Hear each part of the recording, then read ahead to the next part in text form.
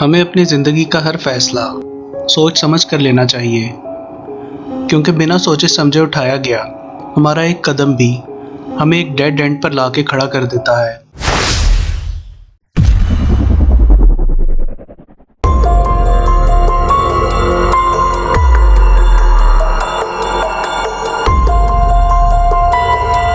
ये कहानी एक हस्बैंड वाइफ अंशी और रोहेल की है। वो दोनों वीकेंड पे हिल स्टेशन जा रहे थे। दोनों को एक ऐसी जगह चाहिए थी जहां वो नेचर को एक्सप्लोर कर सके। शहर से थोड़ा दूर आकर हाईवे के पास उन्हें एक जंगल दिखाई दिया।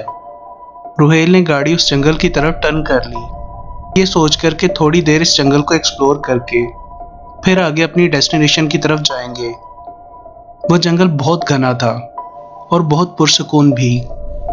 आगे जाके जंगल का रास्ता तंग हो गया, जहां पर गाड़ी नहीं जा सकती थी, तो उन दोनों ने गाड़ी को वहीं पार्क कर दिया और पैदल ही जंगल को एक्सप्लोर करने लगे।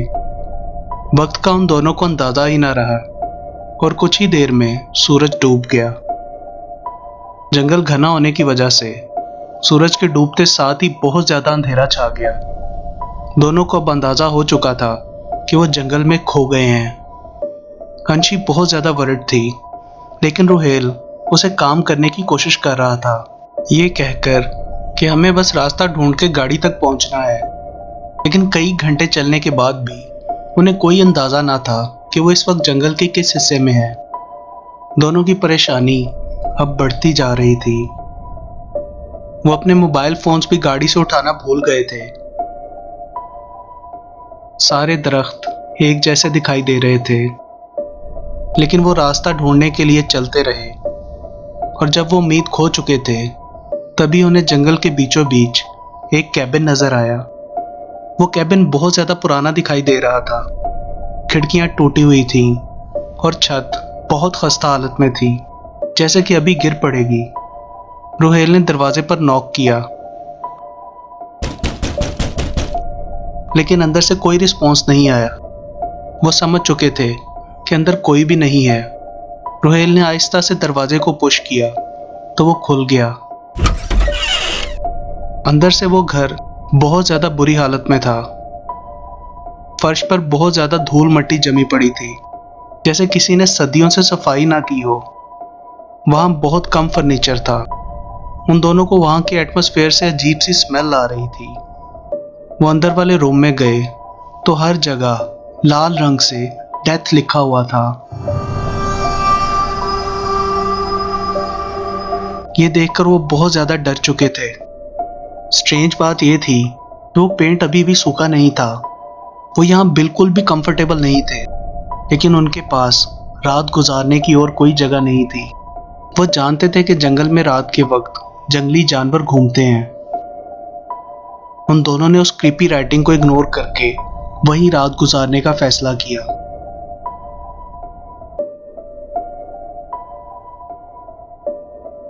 ऊपर जाके उन्होंने देखा तो वहां कमरे में एक बहुत पुराना बेड पड़ा था, जिसके मैट्रेस पर अजीब से दाग के निशान थे। हस्बैंड वाइफ ने पास पड़ा एक पुराना कंबल ऊपर लिया और उसी बेड पर लेट गए। इतने वियर्ड सर्कमस्टांसेस में भी दोनों एक दूसरे को रिलैक्स करने की कोशिश कर रहे थे। कुछ ही देर में उनकी आंख लग गई। करीब आधी रात के वक्त एक अजीब सी आवाज से उनकी आंख खुली।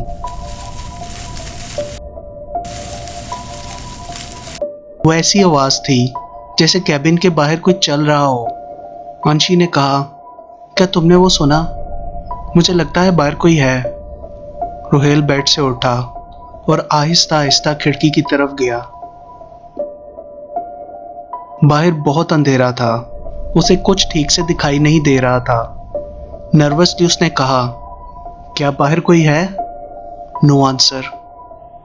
वो वापस मुड़ के बेड की तरफ जाने ही लगा था कि अंशी ने कहा, शायद बाहर कोई गूंगा आदमी हो जो बोल ना सकता हो।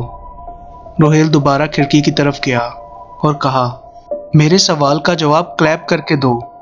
अगर जवाब हाँ में है तो एक दफा क्लैप करना, और ना में हो तो 2 दफा क्लैप करना। मैं फिर से पूछता हूँ, क्या बाहर कोई है? ऑल ऑफ अ सडन उसे क्लैप की आवाज सुनाई दी। वो अंशी की तरफ मुड़ा और कहा, तुम सही थी, बाहर सच में कोई है। रोहेल ने खिड़की से बाहर देखने की कोशिश की, लेकिन अंधेरा होने की वजह से कुछ भी दिखाई नहीं दिया। उसने फिर से क्वेश्चन पूछा, क्या तुम इस कैबिन के ऑनर हो? क्या तुम आदमी हो? तो मतलब तुम औरत हो? उसने डरते डरते पूछा, क्या तुम इंसान हो? रोहेल डर के मारे सुन पड़ चुका था। देन नर्वसली उसने सवाल किया, क्या तुम यहाँ अकेले आए हो? कितने लोग हो तुम? सब अपने लिए एक दफा क्लैप करो।